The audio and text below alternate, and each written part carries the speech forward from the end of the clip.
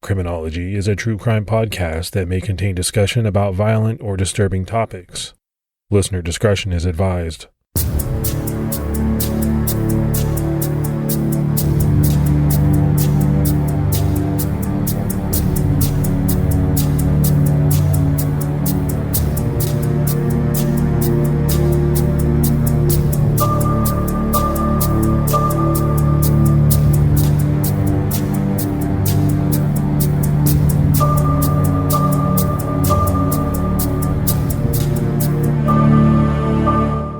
I'd like to welcome everyone to episode 59 of Criminology. I'm Mike Ferguson. And this is Mike Morford. Morf, how are you this week? I'm doing good. How you doing? I'm doing great, man. The weather is starting to break. I wore shorts the other day, which was pretty exciting.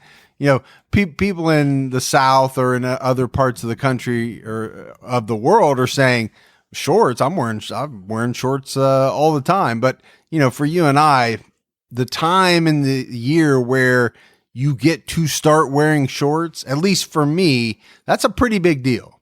Yeah, it's been nice. Today was a little bit chilly, but, you know, hopefully in the next couple of weeks it steadies out and we're getting the nice warm weather. Well, for me, it means that I'm able to ride my motorcycle more, which I like that, you know, get to do some stuff outside.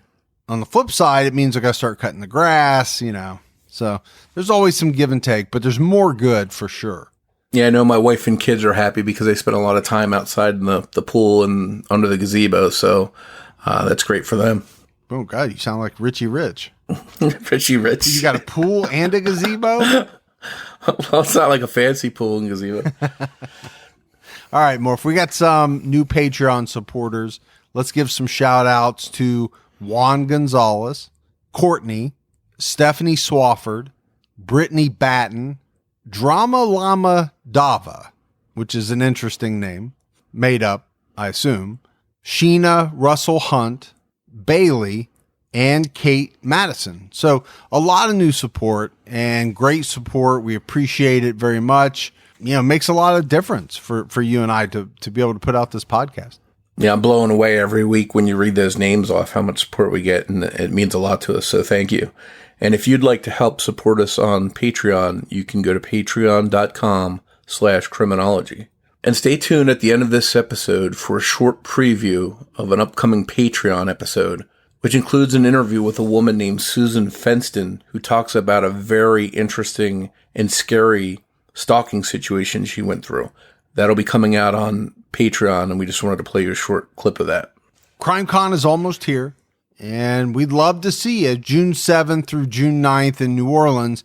If you go to the CrimeCon website, if you're going to buy your standard badge, make sure you use our promo code Criminology19. You'll save 10% off the price of a standard badge. And if you come down and hang out with us at CrimeCon, Mike will be buying the Hurricanes, right? Oh, yeah. You just put it on the Mike Ferguson tab? Put it on Mike Ferguson's tab. I have to be careful, Morph, just to kind of let you know. We're going to have some fun, right? Me, you, Gibby. It's going to be a fun time. I love New Orleans. I love it a lot. But I have to be careful. I don't know. I've told this a lot on True Crime All the Time. I don't know if you know, but I can go Frank the Tank, like very quickly. So I have to be careful with my alcohol intake. Yeah, I haven't seen that yet, but I do have a funny story, which I won't tell over the air, about my experience in New Orleans. So anybody that's hanging out with us might get to hear this story. It's pretty embarrassing, but it's definitely funny. I was going to say, yeah, that's a good one to save.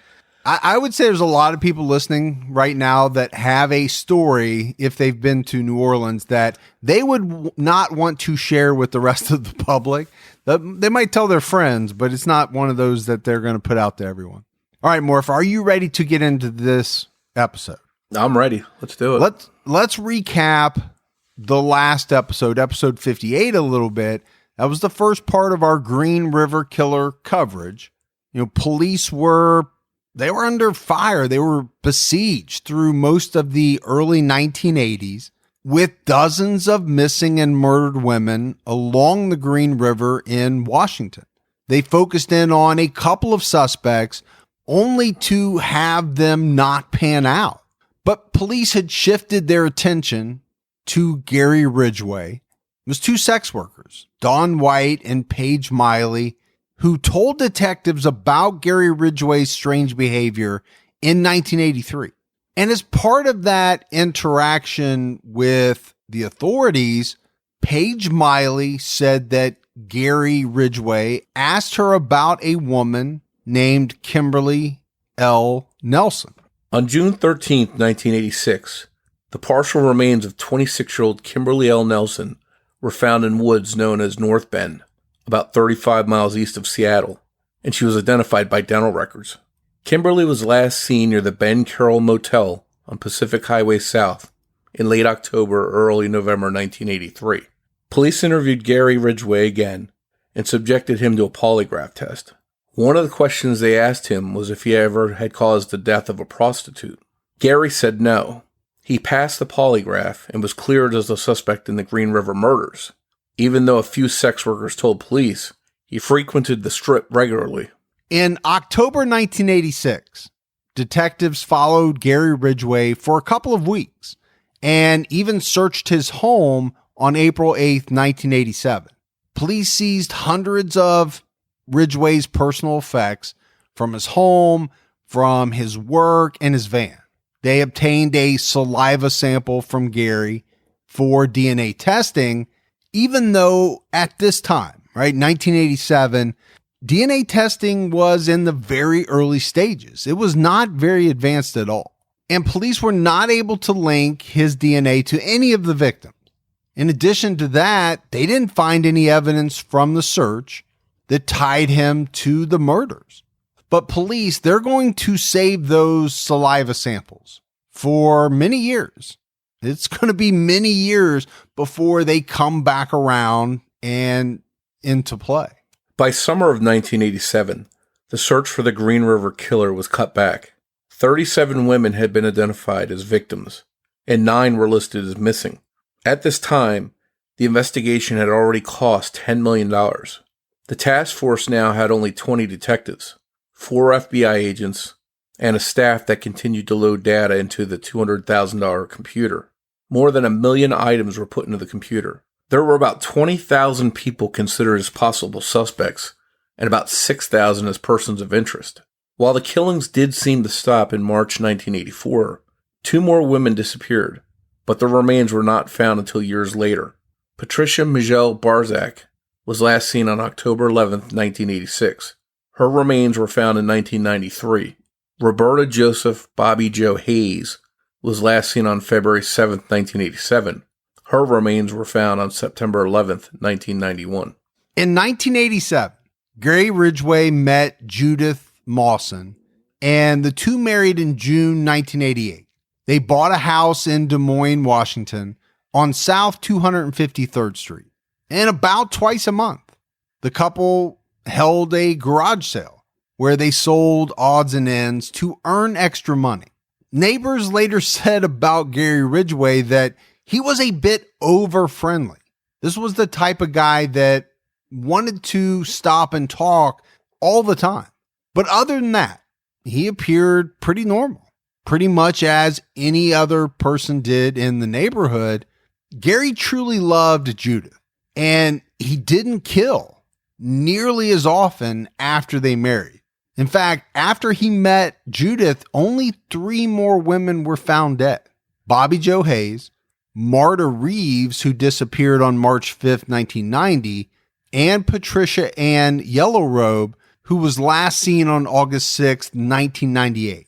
Both Marta and Patricia were found within days of their disappearances. But despite Gary Ridgway moving up the suspect list, in January of 1989, police believed they had a viable suspect in the Green River killings, and it wasn't Gary Ridgway. They were looking at a man named William J. Stevens Jr. And let's not forget, by this time, there had been over 40 confirmed murders in the Seattle area. So William J. Stevens Jr. was born in October 1950.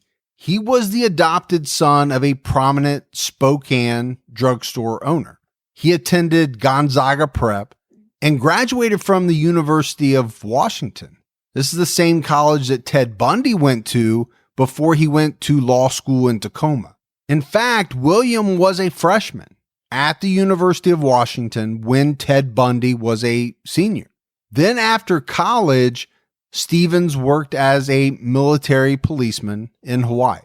In 1981, Stevens escaped from a King County work release program after he was convicted of possessing stolen property. He remained a fugitive until January of 1989, when the Green River Task Force received a tip about him from a person who had seen the case on the news. Authorities found Stevens living with his parents and finishing law school at Gonzaga University in Spokane. Stevens was a brazen con man who was obsessed with two things: sex workers and serial killers. He had 30 identities and 7 social security numbers and would disappear for days on secret missions. He built a secret room with a fake wall in the basement of his house. Stevens talked often about Ted Bundy and seemed to know quite a bit about him. However, there was never any evidence the two ever made contact or knew one another. Stevens' attorney was Craig Bayless, and he accused police of grasping at straws in an attempt to blame someone for the murders. Stevens denied involvement in the slayings and released a statement through Bayless saying, "The Green River Task Force has not treated me or my family fairly. They have made me out to be a very bad person, and I'm not. People should know the fact that I have never hurt anyone in my life. I will discuss this matter in an orderly and honorable fashion in a court of law." Authorities obtained a search warrant to search Stevens' home based on mostly circumstantial evidence, which were gas and credit card receipts that placed Stevens near or within a tank of gas of 22 murders between 1982 and 1985. I don't know, Morf. I think that's pretty circumstantial. I was just thinking in my head, if you sat down and you really analyzed it, you and I probably both are within a tank of gas of 10s, 20s, 30 murders over the course of 3 years. Would you agree with that? Definitely. I think it depends what your living circumstance is. If you're in a bigger city, like I don't know how far you are from Cleveland or some of those bigger cities in Ohio, but I'm not that far from Philadelphia. So that would be like someone looking at me because there's murders in Philadelphia and I'm a half hour's drive from there.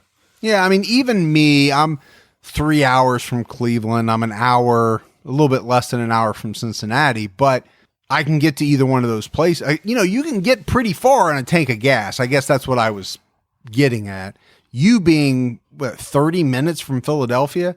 There was probably 22 murders in Philadelphia in the last month. I mean, I see what they're doing, but I guess I'm emphasizing the fact that it's pretty circumstantial, right? When you're talking about gas and credit card receipts that really are just saying someone was not even in the vicinity, within a tank of gas of a bunch of murders. Yeah, I applaud him for being aggressive and trying to get to the bottom of it and clear this guy, but it seems like pretty flimsy territory to be able to get a warrant to go into his house. But it worked, right? They got the search warrant and they took out a truckload of evidence from Stevens' Spokane home. It included X-rated videotapes, Polaroid photos of nude women. He had police badges from Tacoma, Seattle, Kent County, King County. He also had several police uniforms and 2 police-grade vehicle license plates. And I think this is very important and very interesting to police because, along the way, they began to suspect that the Green River Killer may have posed as a cop when picking up his victims. And from all the accounts that police were getting, William Stevens was a strange and bizarre guy. Several people came forward after his arrest. They spoke with detectives. One man, Ernesto Uliano, knew Stevens in Portland. He said that Stevens would talk about working for the Seattle Police Vice Squad and had claimed he was often involved in the torture of sex workers. But as he said, it was only in the line of duty. One informant said that Stevens was angry at what he called the I-5 sex workers, those working between Portland and Seattle, because they were starting to show a high rate of AIDS. Another informant said Stevens claimed the Green River victims were murdered for snuff films. These are underground videos of women getting killed. And yet another source told detectives that Stevens had mentioned he liked to cut up sex workers and make videos of himself doing that. So, Morf, I think we have to just stop for a minute and talk about William Stevens. I said, okay, circumstantial evidence for them to get this search warrant. I'm not sure it was the best, but it worked. But then they get into this guy's house and it's like, oh my gosh, this is a Hannibal Lecter that they're pulling evidence, out of. You can see, right, why they kind of veered very quickly from Gary Ridgway to this William Stevens Jr. And even if he wasn't the Green River killer, the collection and the things that he had and was involved in, who knows, maybe that means he was up to something else or planning something else or had been involved in other crimes. I don't know if there's any way to know, but it's certainly disturbing what they found. Well, I will say this, what you do in the privacy of your own home, as long as it's legal, right? Do whatever you want to do, I guess, is what I'm saying. But you have to see what some of this is going to look like, right? If police come in to search your home and this is what you have, this is the kind of things that you're into, the X-rated videos, the photos. Okay, that's one thing. But now, you get into having a bunch of police badges and uniforms and, cop license plates. You're going to be at the top of some list somewhere. No doubt about it. I think what's interesting, too, is that so many people came forward with information about him. So maybe he wasn't exactly keeping what he was doing a secret. Well, it doesn't sound like. It sounded like he liked to talk about doing some bad things, right? Whether he did them or not, he was definitely a talker. According to, all the informants and the sources that came forward, he liked to brag about doing heinous acts. One of Stevens' friends, Dale Wells, a Spokane County public defender, said Stevens would often say, sex workers should be killed. A few days before a grand jury was to question Wells about Stevens, he told then homicide detective Jim Hansen he believed Stevens was the Green River killer. But Wells never testified. On September 23, 1989, he shot himself with a rifle at his North Spokane apartment. Hansen wondered for years why Wells took his own life. It appeared that police had their man, and they pushed Stevens to the top of the suspect list, ahead of Gary Ridgway. They even suspected him of strangling a woman who lived within a block of his apartment. Authorities had a 115-page, 8-year timeline of Stevens' activities. They had photographs of him dressed as a cop for Halloween, his fully equipped police car, his checker cab, and his ambulance parked next to his brown Cadillac in a Hilliard lot. So obviously, Morph, this Stevens character, he had some money. I mean, we're talking about police cars and cabs and ambulances and brown Cadillacs. He obviously was not a pauper. And I actually remember seeing a TV show a long time ago about him, and I seem to recall that his family may have had some money, and he may have been able to obtain some of the stuff using that family money. But I think one of the key things here is that, all of this evidence that the police had against Stevens, it was circumstantial. And his days as a suspect in the Green River killings was short-lived. Because in August 1989, someone provided Stevens with an alibi. And it would be his own brother, Bob Stevens. Bob supplied detectives with family photographs and credit card receipts that documented a vacation the Stevens family went on when the very first Green River victim, Wendy Caulfield, was murdered in July 1982. So this was big, right? This was pretty concrete evidence. credit card receipts, photographs that detailed out the fact that William Stevens could not have murdered Wendy Caulfield because he wasn't in the area when the murder occurred. But even though they cleared Stevens as an official suspect, he remained a person of interest for several years. Detective Hansen later said in an interview with the Spokesman Review, "To me, Bill Stevens is just as much of a viable suspect today as he was then. I can't say he's the killer.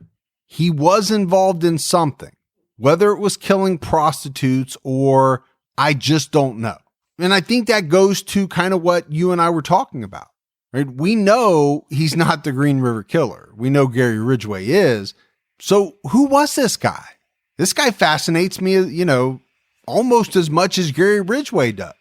He had to have been into something, or he had an unbelievable fantasy life in his house, in his basement, but he never actually physically harmed anyone. I guess it's possible. Hansen also said that Stevens never really cooperated in the investigation. In 1991, Bob Stevens wrote a book called Search for the Green River Killer. He spent 3 years researching it. Stevens' mother had passed away by this point, but Hansen did speak with family friends who saw their parents on the trips, but they did not recall seeing William Stevens. But police said it was unlikely that William was flying back and forth to commit the murders. During Bob's research for the book, he spoke with Ernest Uliano, who told Bob that William built the secret room in his basement to detain and kill women. Bob also spoke with 2 women who accused William Stevens of either stalking or assaulting them, and a former law student at Gonzaga claimed he choked her to demonstrate what he'd do to one of his professors. And I don't know if it's Gonzaga or Gonzaga. I've heard people pronounce it a bunch of different ways more. The reason why I say Gonzaga is because of my youngest daughter. Every year in the NCAA basketball tournament, Gonzaga is a big player nowadays. She cannot stand it for some reason when the announcers say Gonzaga. So I've adopted the Gonzaga, right or wrong. Now, at some point during Bob's research, he found a decorative hair braid in his brother's belongings. He says he took it to police, but they didn't do anything with it. So after he completed all of this research on his brother William for this book, Bob Stevens believed that his brother may have been the Green River Killer after all. But if he was, by this point, any chance of conviction was gone. Because in October 1991, William Stevens Jr. passed away from pancreatic cancer. He was only 40 years old. So Morphin, kind of wrapping up William Stevens. Again, I don't know what all this guy, has done or did. I do know that he was convicted in like 79, 80, but it was for burglary. It was petty type stuff. He walked away from a work release program in 1981. Then he was kind of on the lam for a while. They caught up with him again in the late 80s. He served out the rest of his sentence, and then he died. There are some indications that, from his brother at least, that the family knew about the tapes. They knew about his fascination with police equipment and things like that, but none of it was to help him murder sex workers. That's what they have said. But he is a very interesting person, to say the least. And I just there's no way around it. And you could certainly understand why police had so much interest in him, because of all these different factors that seem to be factors in a lot of cases about serial killers. In 1995, Robert Keppel was a chief criminal investigator for the state attorney general's office. Prior to that, he was a King County homicide detective. Keppel wrote a book called The Riverman: Ted Bundy and I Hunt for the Green River Killer. In November of 1984, Keppel started speaking with Ted Bundy in Florida after he received a letter from the infamous serial killer. Bundy committed several murders in King County, Washington. Keppel wrote in his book, "One day in October 1984, I was buried in a pile of paperwork on my desk. I looked up to see Detective Ed Stridinger of the Seattle Police Department. He had retrieved a letter from a judge in Pierce County who wanted it delivered to the task force. It was a letter from a wannabe consultant and the most unlikely person I ever expected to be of assistance in the Green River murders. The letter came from a cell on death row in Florida. The sender was Theodore Robert Bundy. I was stunned." And we talked about Bundy helping in the Green River case back in season 3 in our Ted Bundy coverage. Yeah, I remember that. I remember us talking about specifically about Ted Bundy trying to help in the capture of the Green River Killer, which I find fascinating, right? Go back to Silence of the Lambs, enlisting the help of Hannibal Lecter to capture Buffalo Bill. Now, I don't think they enlisted Ted Bundy's help. I think he volunteered his help. But when you get to the heart of it, who better to catch a sadistic serial predator than another sadistic serial predator? So several meetings took place between Bundy, Keppel, and King County Detective David Reichert. And Bundy helped educate the detectives on serial killers. He offered his own ideas on how to catch them, and he based all of this off of his own experiences. One thing that Bundy did, he often went back to crime scenes and picked up evidence in parking lots while police watched. He decapitated his victims, and then he moved their body parts around.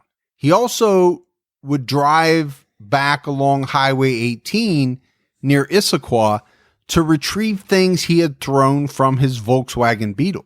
Ted Bundy referred to the Green River Killer as the Riverman. Some of the tips he offered to police that police acted on, such as setting up surveillance along the Green River, ended with failed results. A lot of this had to do with the huge amount of press on the case at the time. For example, when they set up surveillance at different locations along the Green River, the police vehicles were not concealed from television helicopters. It was likely the Green River Killer knew what police were up to and stayed away from the area.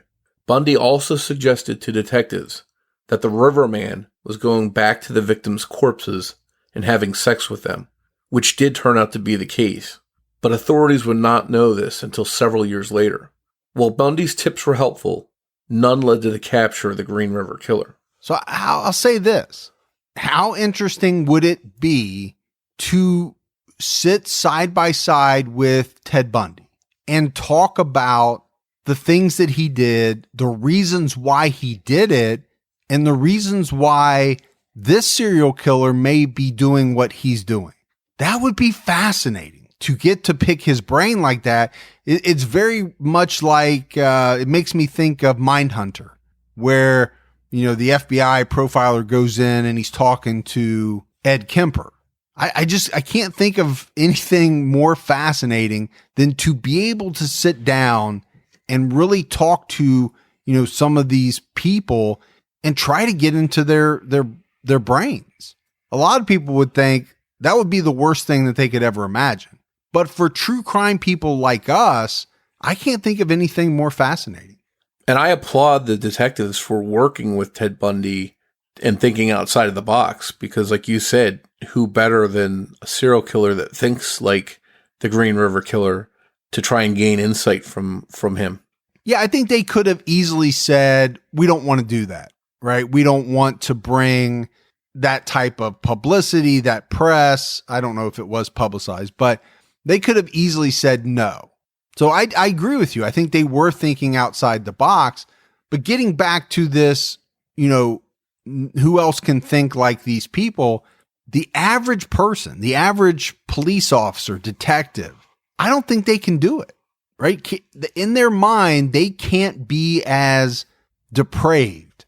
They can't think that way. I mean, I won't say they can't. It would be very hard to get to the level of depravity that these people do, unless you're already there, unless you're one of those people.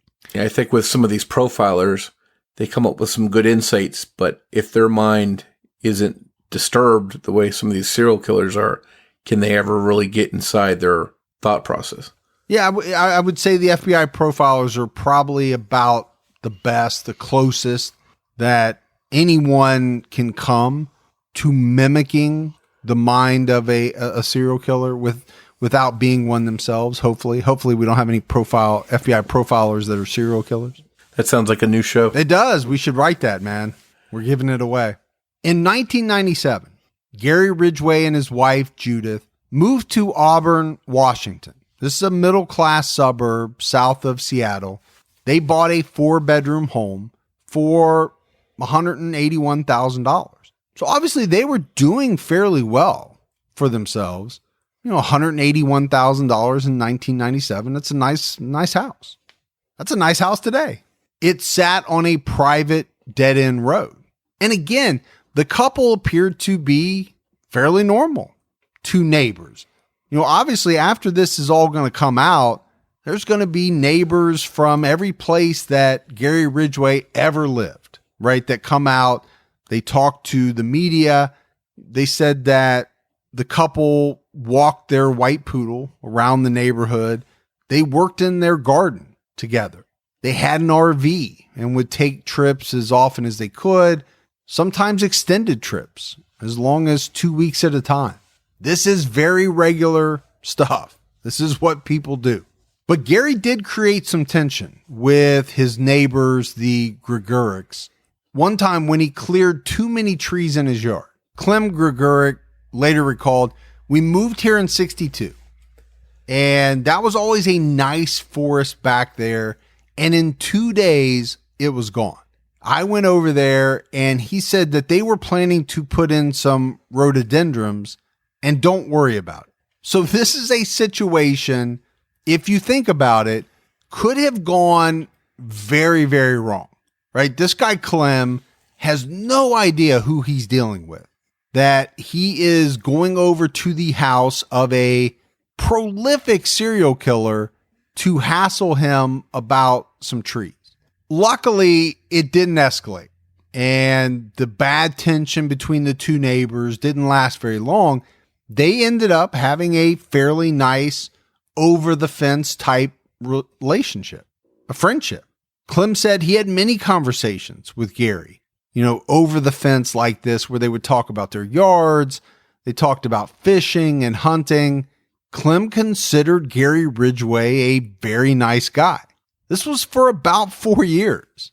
They lived next door to Gary Ridgway and had no idea that they were living next to a killer. But then you get to 2001, and this is when the entire country watched as police finally nabbed the Green River Killer. On Friday, November 16th, 2001, it was payday at Kenworth. Gary Ridgway finished his shift at 3 p.m. and got into his 1992 Ford Ranger. With $30 and a pair of latex gloves, he headed to the Strip. Near a Motel 6 on Pacific Highway South, he spotted a sex worker. He waved his money at the woman and pulled into the motel parking lot. The woman walked over, and Gary got out and walked to the bed of his truck. "Are you dating?" he asked. The woman wasn't a sex worker. She was working undercover for the King County Sheriff's Office. Police arrested Gary Ridgway, who was then 52 years old, and charged him with loitering for prostitution. He pleaded not guilty to the charge and was released. Because Gary had a history with police and prostitution, and had always been a possible suspect in the Green River case, detectives took a look at his saliva sample from 1987. They had it retested against semen found on some of the victims' bodies. It was a match, and on November 30th, police arrested Ridgway at Kenworth around 3 p.m. and charged him with the murders of Marcia Chapman, Cynthia Hines, Opal Mills, and Carol Ann Christensen, whose body was found in the woods in nearby Maple Valley on May 8th, 1983. Forensic scientists at the company Microtrace identified microscopic spray paint spheres on Gary Ridgway's work uniform and tied that to some of the victims' clothing. And this was a specific brand and composition of paint not available to the general public. This paint, called Emron, It's a high-end specialty paint produced by DuPont. It was used at the Kenworth factory where Gary worked during the specific time frame when Wendy Caulfield, Deborah Bonner, and Deborah Estes were murdered. On March 27, 2003, 3 more murder charges were added to the indictment. Initially, investigators thought there could still be a killer on the loose because there was really little to no evidence tying Gary to the other 40-some murders. No other counts were charged due to lack of evidence. Gary pleaded not guilty to the 7 counts of murder, and a trial was set for July 2004. Ridgway's team of lawyers was led by Anthony Savage, who had been a member of the Washington State Bar Association since 1955. According to one source, Savage served as a King County deputy prosecutor from 1956 to 1962.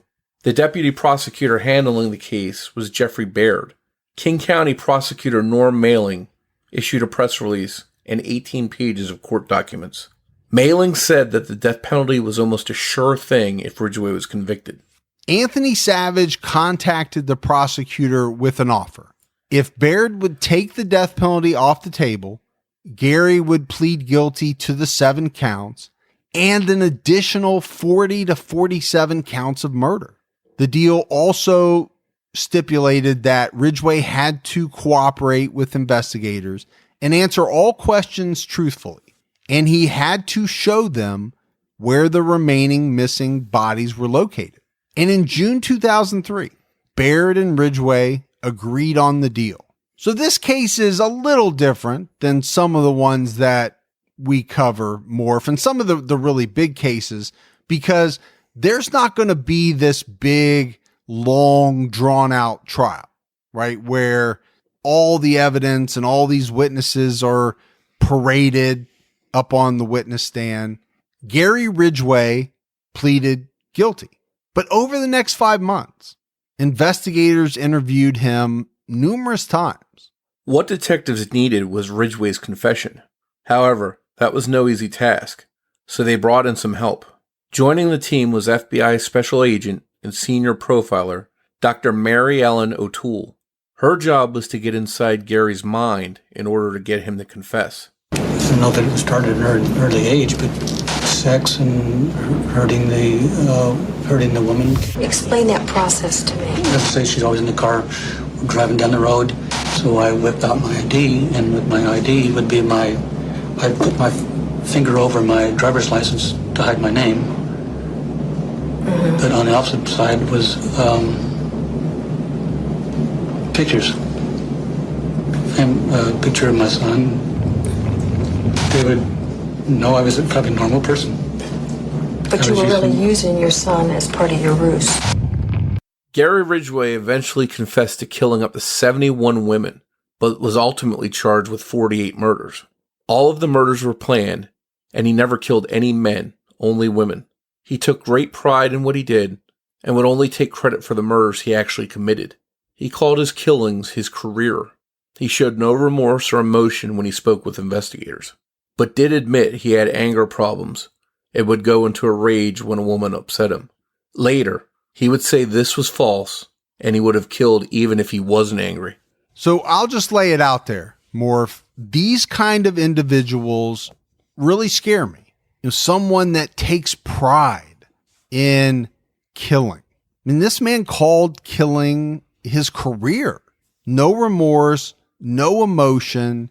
And then you add into that the fact that he's the neighbor next door, right? People are having these over the fence type conversations with him. This is a very scary individual.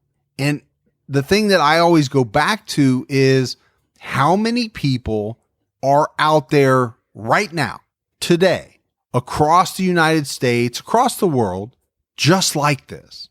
What if I've got someone in my neighborhood that I talk to once a week about the grass? This guy's a secret serial killer. It is very scary.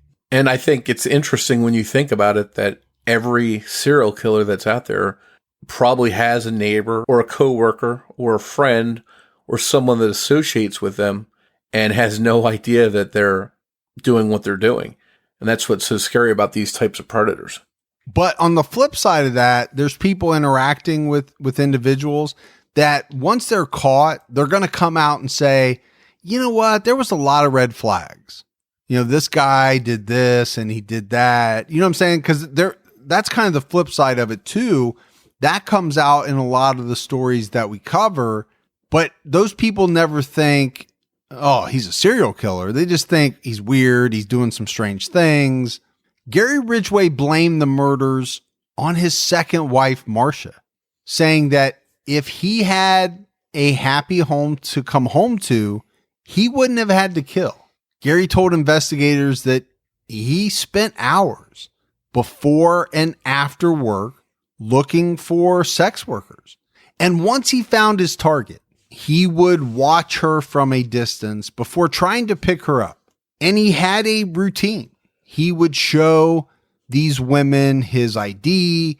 Sometimes he would show them a picture of his son to make them feel safe. Then he would drive them to a secluded location to have sex with them. Gary estimated that more than 50 times, women asked him if he was the Green River Killer. He always denied it and asked them, how could he possibly be the killer? Because his stature was so small. So Gary was about 5'10", but he only weighed 155 pounds. So I guess that's what he was referencing in saying, how could I, a relatively small guy, murder all these women? But yet we know he did. He also told police that he would have some what he called good dates with sex workers, just so they would give him a good reference with other sex workers. So it was almost like he was networking in a way for the future. Again, very scary. And it was that small stature that allowed him to get close to these women because they let their guard down. I think that's a great point, right? This is not Ed Kemper. This is not somebody that's 6'6", 6'7", 6'8", 6'10", 300 pounds. He's a small guy. He's not as intimidating as maybe some other individuals would have been. Sometimes Gary would take the women back to his house for the date. While having sex with them, he would wrap his arm around the woman's neck and choke her, often using a ligature, normally something that was available nearby. This included towels, belts, extension cords, ropes, neckties, or socks. He usually used his right arm, but would switch to his left arm if the right arm got tired. Ridgway told police, "Choking is what I did, and I was pretty good at it." Ridgway never used a weapon because using a weapon was too messy, and if the victim didn't die right away, she might scream. Ridgway would tell his victims that if they stopped struggling, he would let them go. But it was a ruse. He only did this to get them to stop struggling so they were easier to kill. He always took the victim's clothing and jewelry, and if a victim scratched him, he would cut her fingernails so that there would be no DNA evidence. And he did something special with the victim's jewelry. He would take it and put it in the women's bathroom at work. And apparently he did this because he said he got a thrill out of seeing his female coworkers walking around wearing the jewelry. This guy's a sick puppy, no doubt about it. Gary thought of the bodies as his own possessions, his property. He always dumped the bodies within a half hour of killing them. After he dumped them, he covered the bodies with brush, branches, sometimes even garbage. He always disposed of bodies at night so he wouldn't be seen, and he deliberately misled police by leaving cigarette butts at the crime scenes. Gary didn't smoke. He was purposefully trying to throw off the police. He also left various brochures and pamphlets around the victims, again, in an effort to try to throw police off. When he killed women at his home, Ridgway would back his truck up to the house, wrap the victim in a rug or sheet of plastic, dragged the body outside, and put it in the back of his truck. To make sure he wasn't seen by anyone, Gary would unscrew a light bulb that was near a window. Then he would drag the body into a remote area of the woods. Gary told police he would have killed many more women, but it cost too much money in gas and too much time dumping the bodies. So I keep talking about how scary this guy is. 5'10", 155 pounds. He doesn't sound too scary on paper.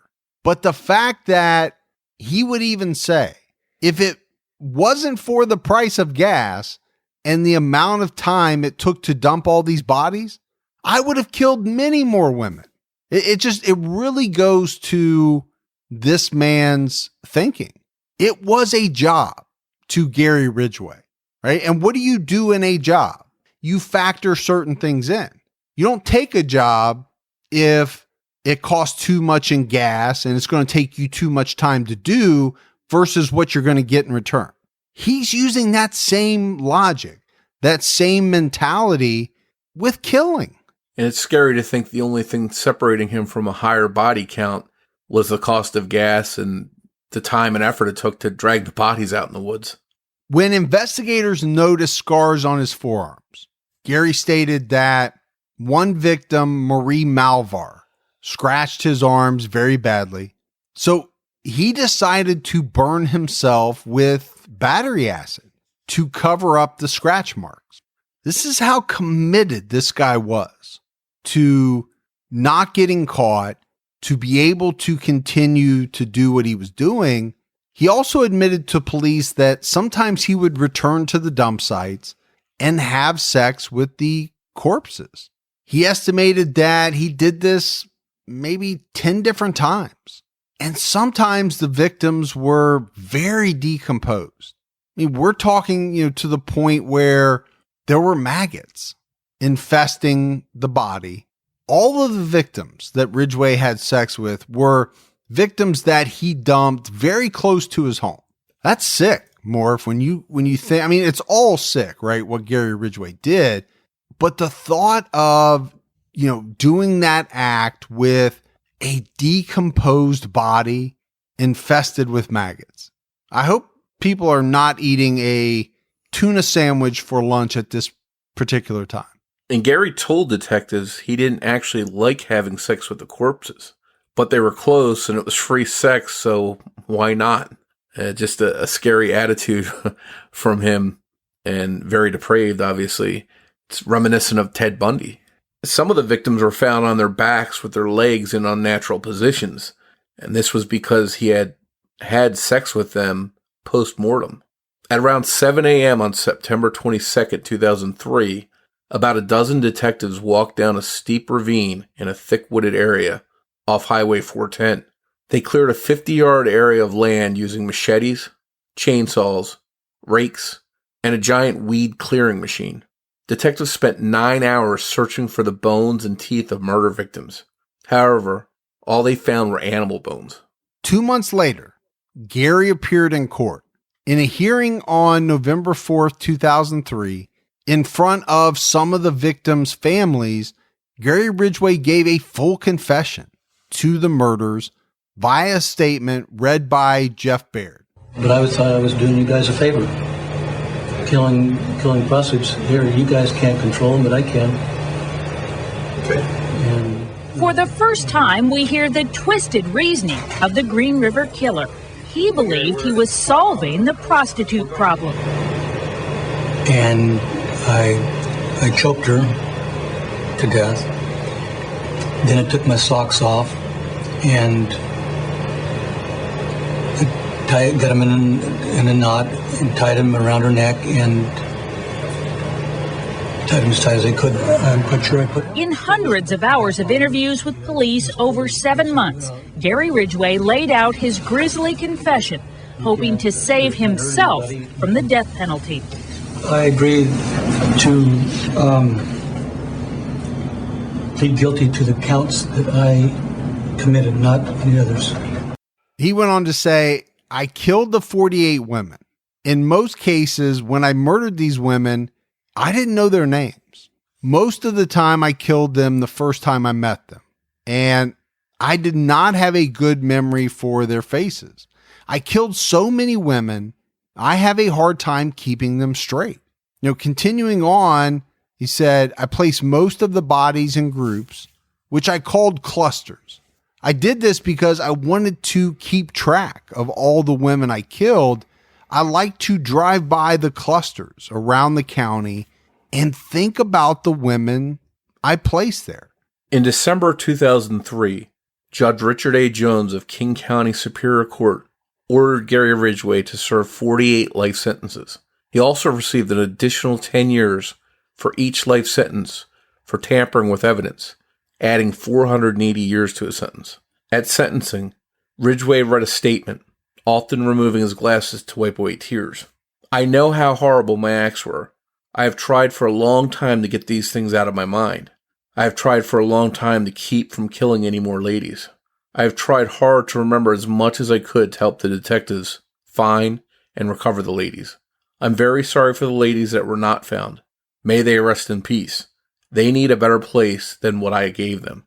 So my question, Morf, and I'll pose it to you, is how much of this is really genuine?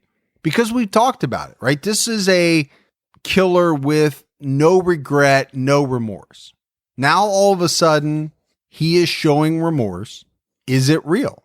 I wonder if it's possible to be, totally remorseless in committing these murders, but then you're caught and there's remorse. Is it remorse for what you did, or is it remorse because you're caught and you can no longer do the things that you want to do? I don't know, but it's a question that always kind of pops into my head as we're covering these killers. And one thing I always think about, sort of touching on what you just said, is once these guys are in custody, are they relieved? Is it some kind of pressure off of them that now they don't have to do what they've been doing? Because you wonder, is it something they just couldn't control and couldn't stop? And now that they're in prison, they have some relief. I would say for the most part, no. I think given the choice, they would 90% would go back out on the streets and do what they were doing before. I truly believe that. The judge granted victims' families each 10 minutes to confront Gary Ridgway. Many spoke of the toll the murders took on their families. Some had depression. Others struggled with substance abuse. Understandably, these family members were very upset, and they had harsh words for the man that had murdered their loved ones. He's an animal. I wish for him to have a long, suffering, cruel death. He's gonna go to hell, and that's where he belongs. When it was Robert Rule's turn to speak, his words quieted the courtroom and brought Gary Ridgway to tears. Ridgway had murdered his 16-year-old daughter, Linda. His statement was the only one that evoked emotion from Gary, who wiped away tears. Mr. Ridgway, there are people here that hate you. I'm not one of them. You've made it difficult to live up to what I believe, and that is what God says to do, and that's to forgive. You are forgiven, sir. I still remember it like it was yesterday when I saw that video of Robert Rule saying that he forgave Gary Ridgway for killing his daughter. It was powerful, and in a way, you have to think that it was a way for Mr. Rule to unburden himself of the negativity and sadness he was probably carrying around. And when he said those words, "You are forgiven, sir," Gary Ridgway broke down crying, and in my mind, at that moment, he was remorseful, if just for that second. Yeah, it's very powerful. I may have said this before, but I don't know if I could do that, Morf. I think that this father is a better man than I am. I just don't believe that I could forgive a man for killing my daughter. I'd like to think I could. I would like to think I'm that type of person, but deep down, I don't know if I am. I'm right there with you, Mike. I'm the same. I don't think I could. I'd like to think that I could, but in reality, I don't think there's any way I'd be able to. So for this man to do that is pretty huge. Yeah, I think a lot of us like to think that in a certain situation, we would act this way or that way, and it would be the best way possible. But I don't know if a lot of us would. I really don't. And again, until you're put in that position, and hopefully, obviously we're not wishing for anybody to be in that position, but until you are in that position, you really don't know. But it was a very emotional statement by Robert Rule.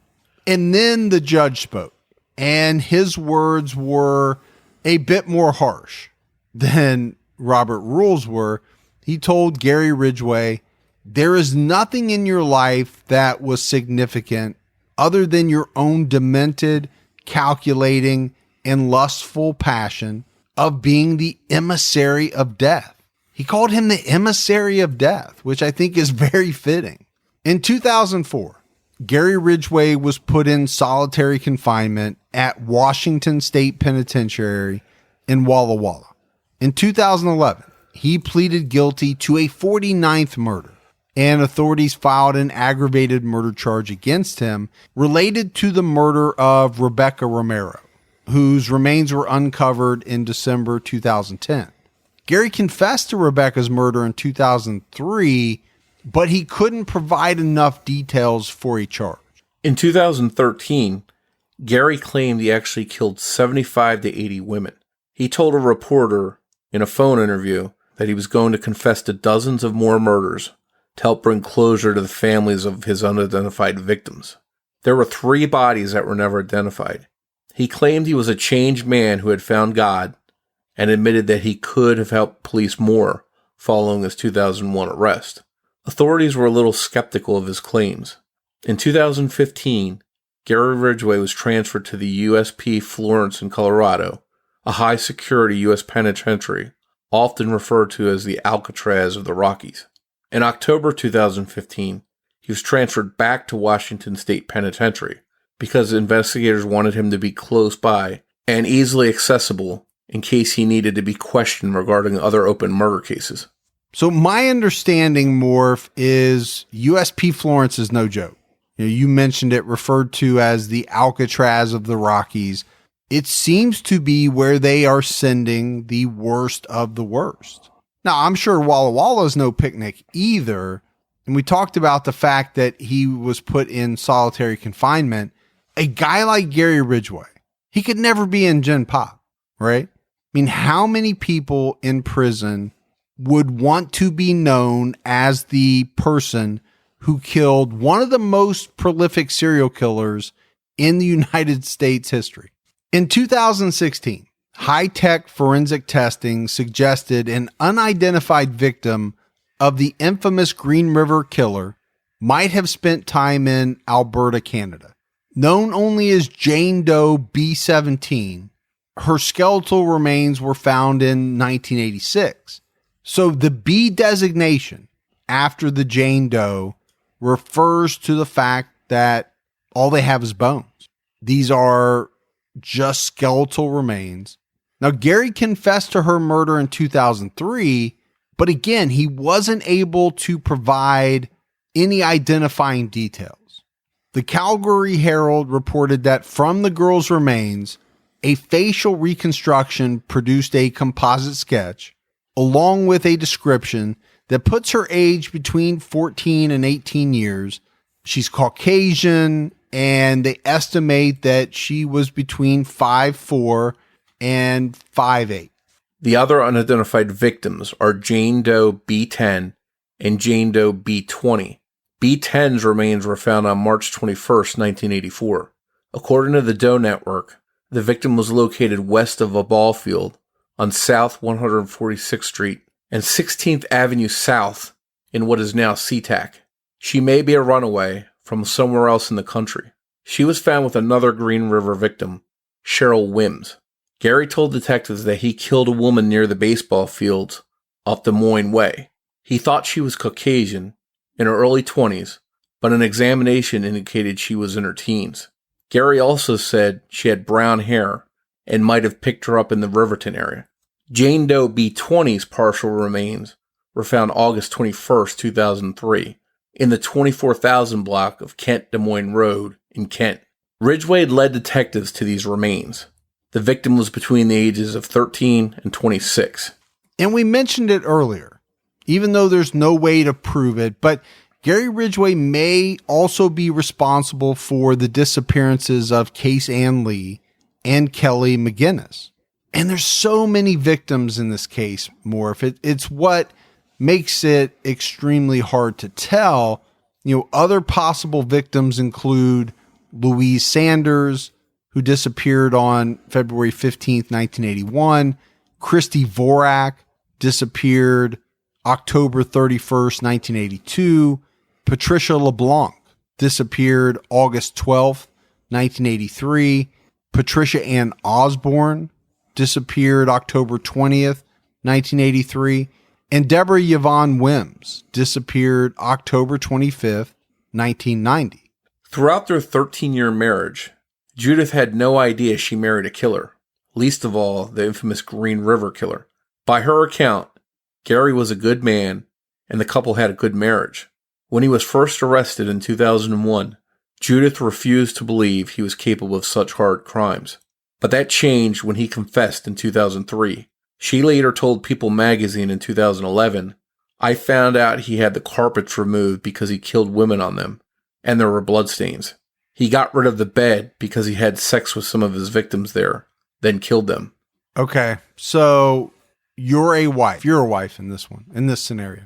You find out that your husband is not only a killer, he's a serial killer of unbelievable proportions. At first you stand by him, but then there's just too much, right? He says he did it.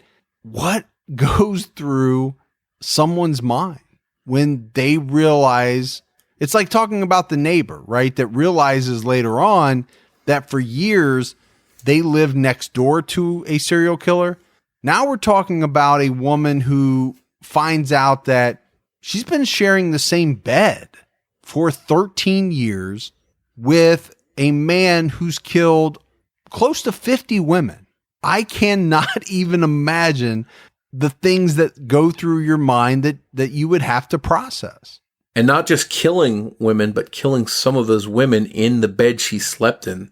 That's just a whole nother level of how do you handle that? No, it's a good, it's a good point. And then finding out that, this man that you loved killed women, then went back later and committed necrophilia. It's just, the details are revolting. Now, my wife already thinks that I'm a possible serial killer because of, all of the work that I do with the podcasts. Obviously, if anyone ever looked at my search history on the internet, that would probably be enough to sink me right there. But so I'm not sure how surprised my wife would be. I think she would be surprised. I'm kidding, but you think about these things after the fact, right? Yeah, Gary Ridgway was horrible. You feel for the large number of victims, but then there's all these tertiary victims as well that knew him, were married to him. They suffer in some way, some more than others, but in some way for sure. Yeah, we've talked about that before in some of our coverage of the Golden State Killer case, for instance, when D'Angela's family found out he was the alleged Golden State Killer. They're victims too in a different way.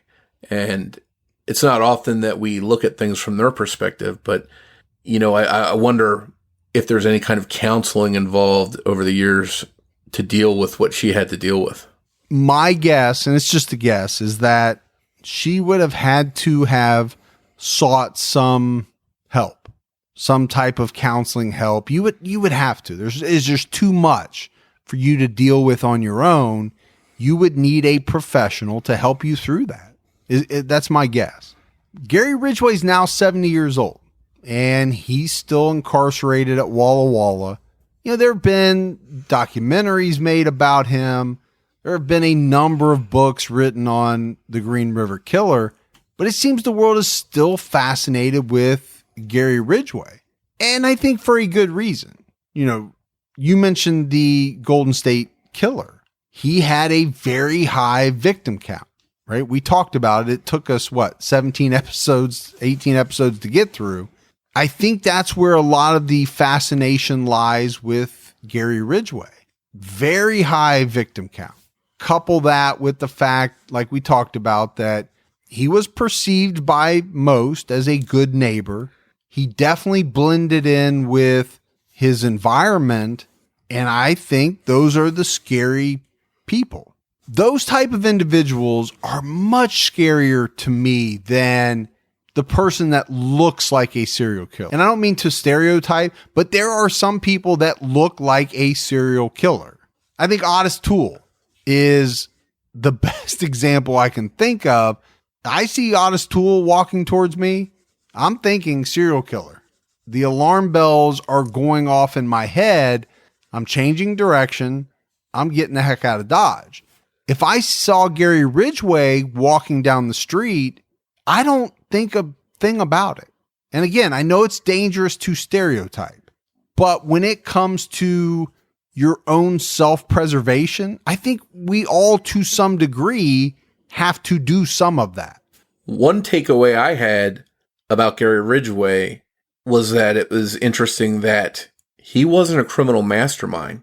He did take steps to try and throw off police, but he has a low IQ. He wasn't a genius.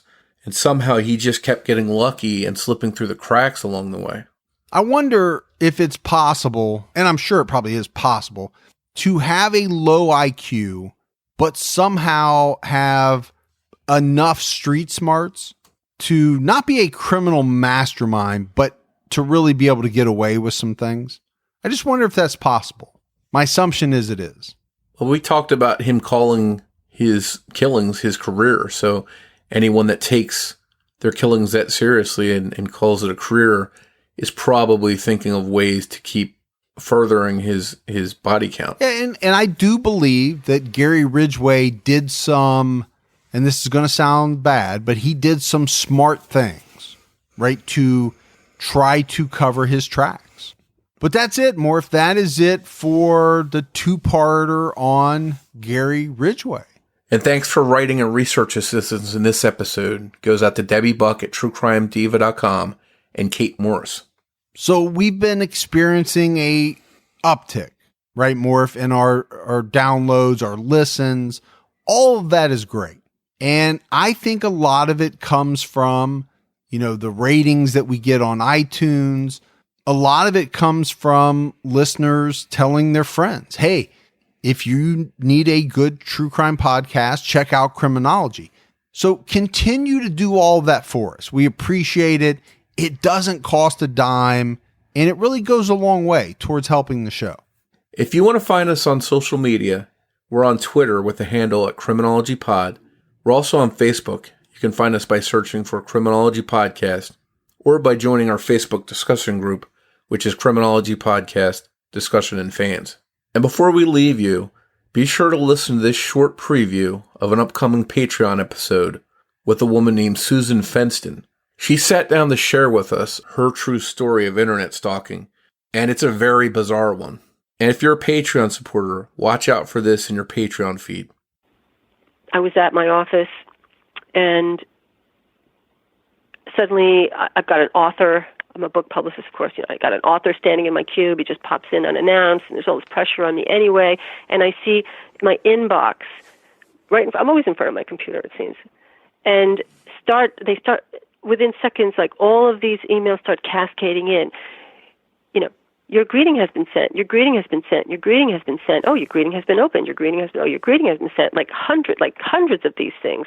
And I looked at one, and someone had gotten into somehow all of the email addresses with people I work with and sent them pornographic greetings through Yahoo e-greetings. Late in October, I was at work. This was right before I got in touch with the FBI successfully, and it was dark. I was at my desk. It was a little late, and my phone rings, and I was getting a lot of calls at work, strange hang-ups and so forth. I got a call from a woman saying she wanted to smash my face in once and then hung up. So this time I picked up the phone, and the person hung up right away. And within a second, that second, I could watch on my screen. I had an email come right into my inbox. And the title of the email was, "You have a very soft voice, Susan.